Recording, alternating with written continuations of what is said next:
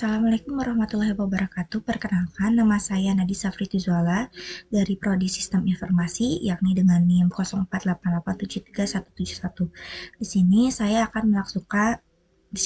akan melaksanakan praktek untuk tugas 1, di mana tugas 1 ini minta untuk membuat rancangan jaringan sebuah perusahaan yang memiliki kantor pusat, yakni dengan 3 departemen dan 1 segmen server, dan juga 1 kantor cabang.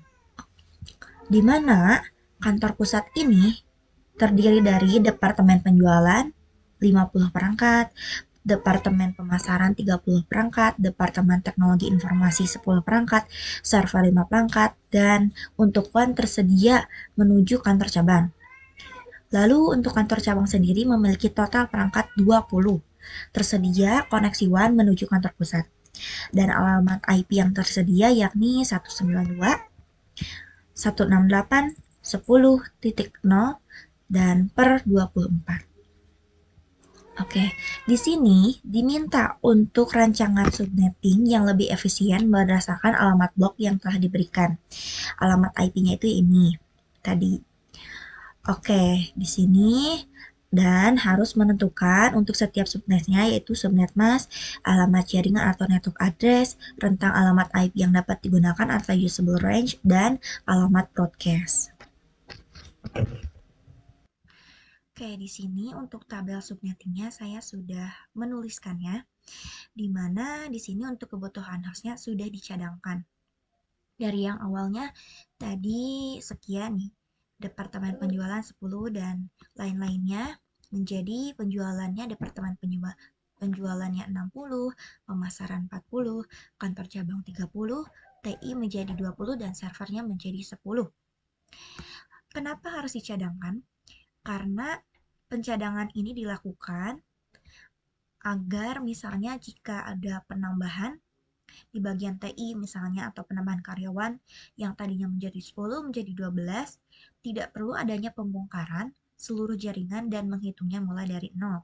Dan untuk cara meningkatkan dan untuk logika perhitungannya yaitu menaikkan kebutuhan ke angka kelipatan biner yang terdekat agar lebih efisien di dalam subnet masknya. Misalnya kan tadi penjualannya itu 50, maka bisa ditingkatkan atau dicadangkan menjadi 60 kebutuhan lokal hostnya. Supaya 10 slotnya itu bisa aman atau digunakan di kemudian hari. Gimana menentukan subnet masknya? Di sini untuk penjualan sendiri subnet masknya itu 192. Dengan prefixnya itu, prefix numbernya itu 26.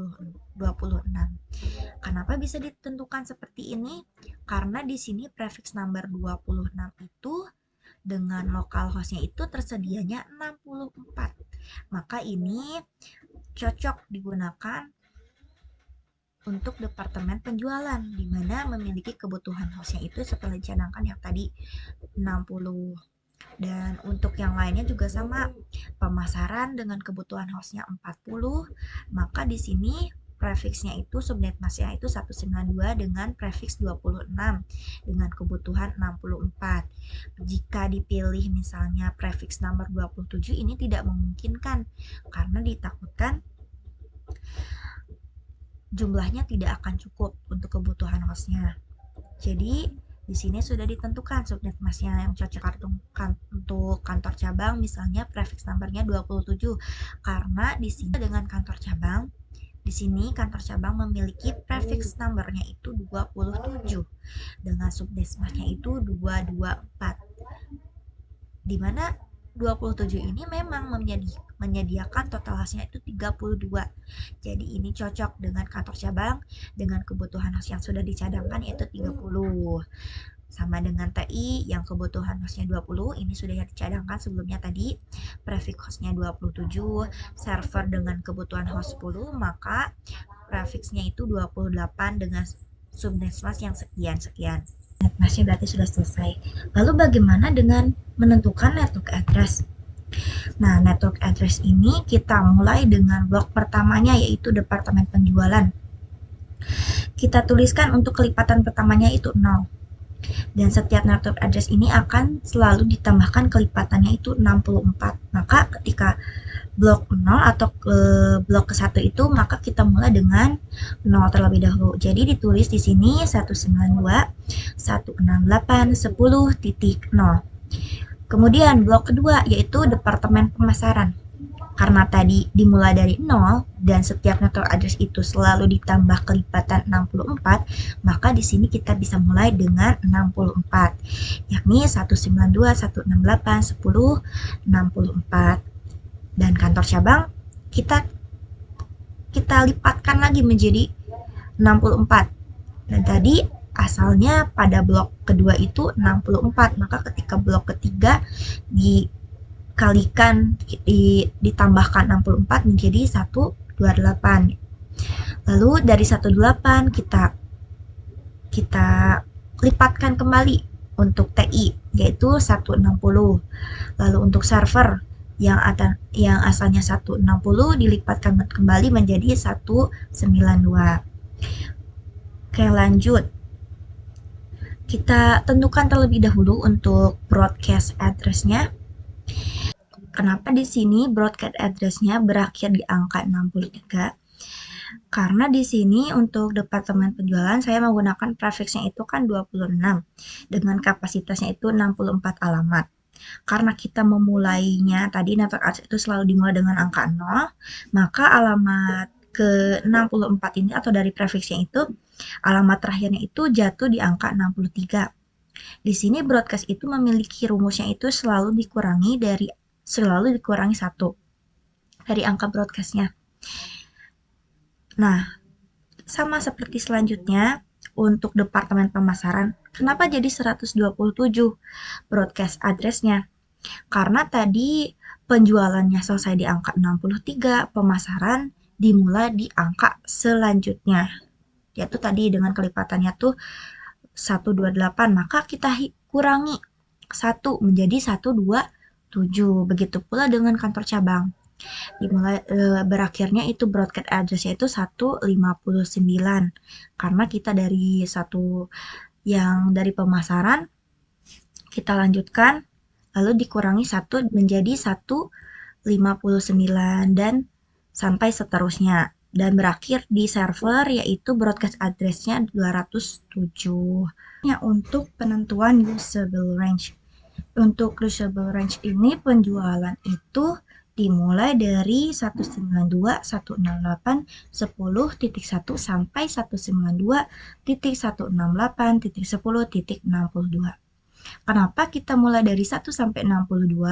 Karena untuk usable IP ini memiliki rumusnya itu IP pertama dari network address-nya ditambahkan 1, lalu untuk IP terakhirnya atau broadcast address itu dikurangi 1. Usable IP ini adalah semua angka yang ada di antara network dan broadcast. Jadi di sini karena network address-nya kita mulai dari 0 untuk departemen penjualan, maka kita tambahkan 1 menjadi 192.168.10.1. Karena broadcast-nya berakhiran dengan angka 63, maka kita kurangi menjadi 62. Begitupun dengan pemasaran. Karena dimulai dengan angka 64 network address-nya, maka kita tambahkan 1 menjadi 65. Lalu untuk broadcast address-nya berakhiran dengan 127, kita kurangin menjadi 126. Sampai seterusnya dengan server, yaitu dengan awalannya 192 kita tambahkan menjadi 193, lalu karena broadcast-nya berakhiran dengan 207, maka kita kurangin menjadi 206. Yang kedua yaitu untuk tabel routing. Buatlah tabel routing sederhana untuk router di kantor pusat dan kantor cabang. Tabel ini harus menunjukkan bagaimana router akan meneruskan lalu lintas antar subnet. Oke, di sini kita tentukan dulu. Oke, di sini. Tabel routing ini adalah basis data yang disimpan dalam router yang berfungsi sebagai pedoman arah perjalanan data. Tujuannya untuk memastikan paket data dari satu jaringan bisa menemukan jalan menuju jaringan lain melalui jalur yang paling tepat.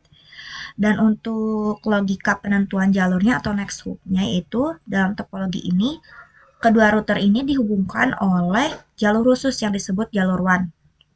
Nah, ini jalur WAN-nya.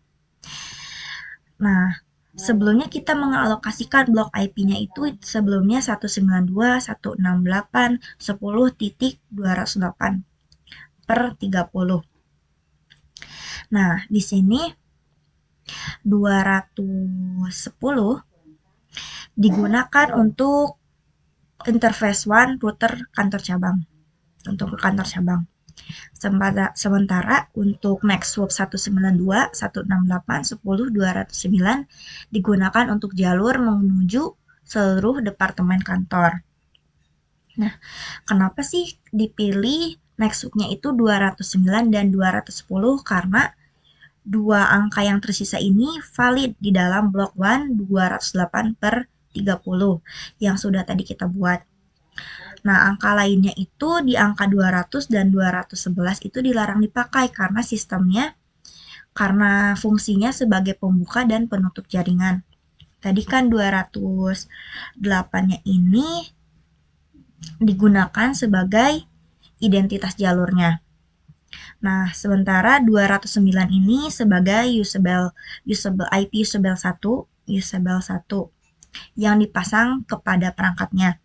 Lalu untuk 209 ini digunakan sebagai IP usable 2 yang dipasang di perangkat.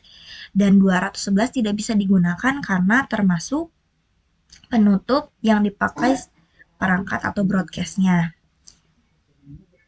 Mungkin dicukupkan sekian saja penjelasan dari praktikum tugas 1. Mohon maaf apabila ada kekeliruan dalam penjelasannya. Untuk itu saya Nadisa Frituzola undur diri. Wassalamualaikum warahmatullahi wabarakatuh.